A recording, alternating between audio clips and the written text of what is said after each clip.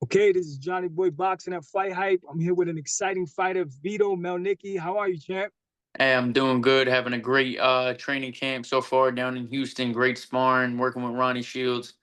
Just excited to get in the ring June 21st. Absolutely, man. I was down there in Houston with you and Ronnie. I saw how hard you train. You gave me a Yes, nice sir. shirt. I had to support and wear my shirt. Yes, sir.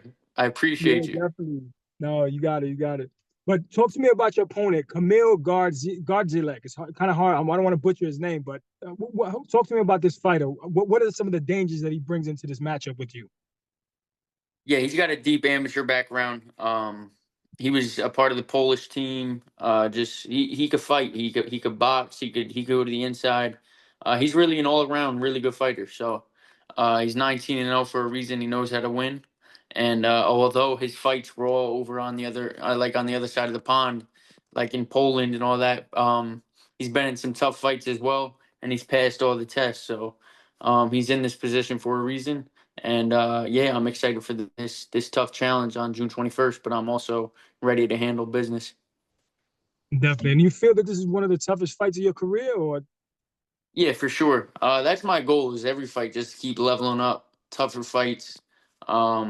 And that's I feel like since a few years, like probably like 2 years ago, I've been like slowly like leveling up, taking tougher fights, and just that's what I want to do. I want to just keep growing, keep taking tougher fights, and keep passing these tests like I'm supposed to. are you thinking about fighting sometime again after this fight at the end of the year, or how many times would you like to fight this year? Yeah, for sure. I would like to get another one in before the end of the year, probably two, maybe two, hopefully, if I can. We'll see though. God willing, I come out of this fight, no injuries, unscathed, victorious, and yeah, I would love obviously to stay as busy as possible. Um, but I'm also excited. I haven't actually had a summer where I haven't been in training camp. Usually I'm fighting at the end of the summer, midsummer. So to be able to spend some time with my family, hopefully after this, God willing, I'll be able to enjoy some time with them in the nice weather in Jersey. Definitely, definitely. Yeah, you need that. You need the beach, that Jersey Shore, Yeah, for some of sure. that family time and some downtime before you go into another big fight.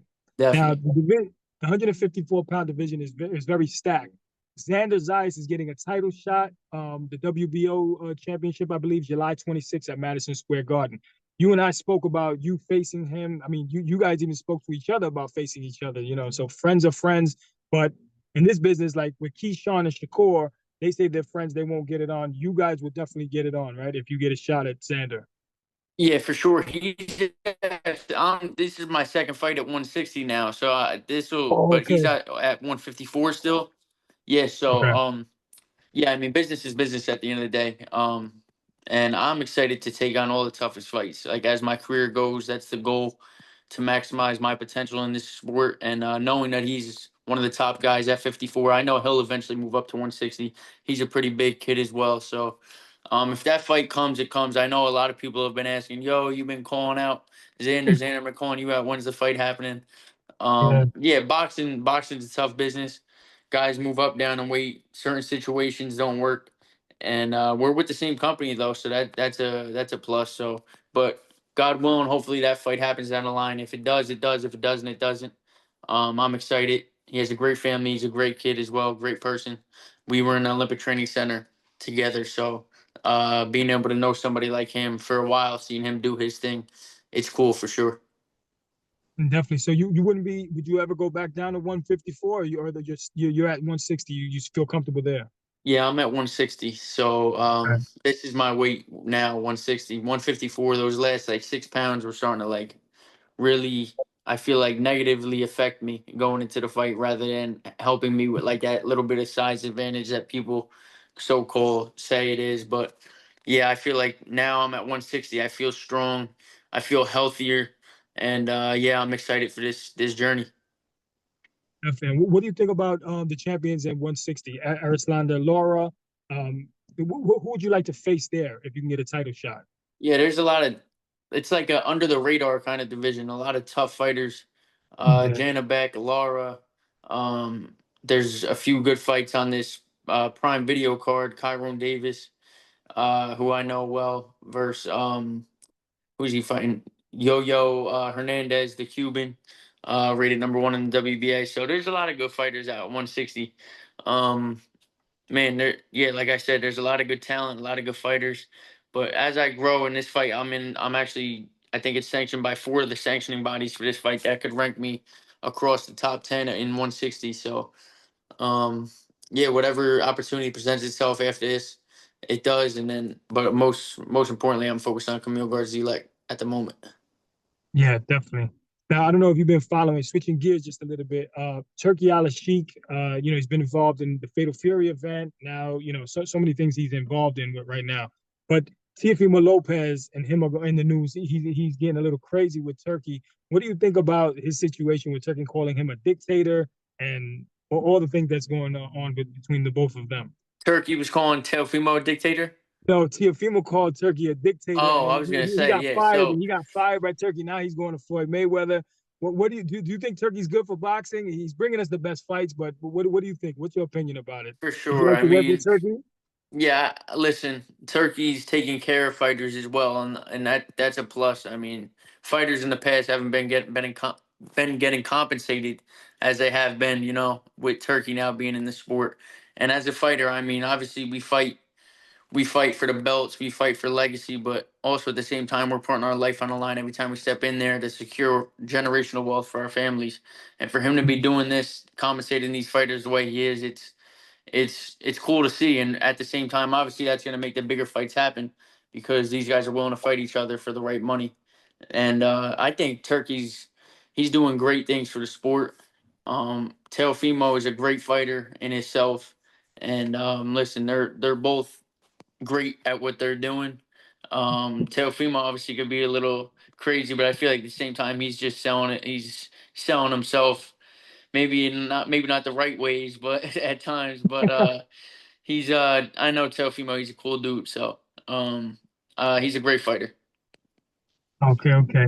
Now we got a big fight with Canelo Alvarez and Terrence Crawford, but before we get into that, Eddie Reynoso's fighter Jaime Munguia tested positive for PEDs. Almost a lot of his fighters have tested positive for PEDs. What do you feel about Eddie Reynoso? What do you think about that whole situation? What are your thoughts? Yeah, I mean, man, I really don't have a comment on that. It's just I'm a clean fighter, so um it's just unfortunate to see that many guys from the same training camp coming out popping positive, like, you know what I mean? So, and the legacy that the Canelo team has, I mean, it's unfortunate again to see more like things diminishing, slowly diminishing it because, I mean, at the end of the day, I mean, the same trainer having the same problem with a few fighters. It takes nothing away from what Canelo's done in the sport, what Eddie Reynoso has done in the sport, but I just think it's unfortunate and it's a shame. Hopefully, did they do his next sample yet? His B sample? I'm not sure yet. I haven't. I don't know if they did the So B yeah, I sample yet. mean, it's what is it, clenbuterol? That's what I've heard, but Yeah, I'm not I really saw sure. Jamal talking about it, so that's what I Okay. figured. So, yeah, I mean it's unfortunate. I saw a few memes online. It was like Canelo's team was like the Juice Crew or something. It's like it's a shame to see that, but at the same time, you also want boxing to be a clean sport, and I'm happy that they're on top of it, seeing that these some guys are actually taking some of these PEDs. Definitely. I heard that Canelo's not going to be tested for the Terrence Crawford fight. What do you feel about that? Should he be tested now that this has just popped up? This is a super fight. Terrence Crawford is moving up two weight divisions, actually six weight divisions if you start from 135. And Definitely. it is dangerous. Fighters can die in this ring. This isn't football. You don't play football. You don't play basketball. You can't play boxing. This is a You dangerous sure they're sport. not doing any drug tests? I've heard that Canelo they weren't doing drug tests. What do you feel? Do you think they should be mandatory for Canelo to take a drug test? I think every fight, like especially Yeah. these upper echelon fights, should all be mandatory. I mean, you look at any other sport, these guys are gonna be randomly drug tested Yes. randomly in the off season, in regular season, whatever it may be, playoffs. So, and this being one of the biggest fights in boxing, this should be definitely, I guess, tested through camp, before the fight, after the fight. I mean, that's what I would assume. You know what I mean? I'm Yeah. surprised, obviously, that Terrence. I mean, Terrence is a dog. I don't like but at the same time, like you want to be on even playing field. So, Yes. um, and Terrence is a clean fighter. He works his ass off, and I'm surprised that they're not doing any drug testing. I'd be surprised if they don't. I really would. Yeah, definitely. But this makes me think of Oscar De La Hoya and Fernando Vargas. You were probably really, really young. But Yeah. Fernando Vargas came up dirty for steroids, and Oscar was able to beat him with the steroids. He had a Yeah. jacked body at the weigh-in. He was so cut up that they said something is off because he never looks this cut up. So if he Hmm. was able to beat the monster, what do you think about? You think first of all, let's talk about what do you think of Crawford? They're both clean fighters. Does Crawford beat Canelo Alvarez? And if he does, how does he do it? I think it's a great fight. I think Crawford has great skills. I think he's a dog, but I think this fight he's gonna have to fight more like skillfully. Like, you know what I mean? Like, it does look like Canelo maybe slowing down a little bit. I mean, he's getting up there. He's accomplished everything that a fighter can accomplish in the sport. And honestly, Canelo really could have retired years ago. You know what I mean? And for him to be doing what he's doing now, still at the highest level, still be in the face of boxing, it's special.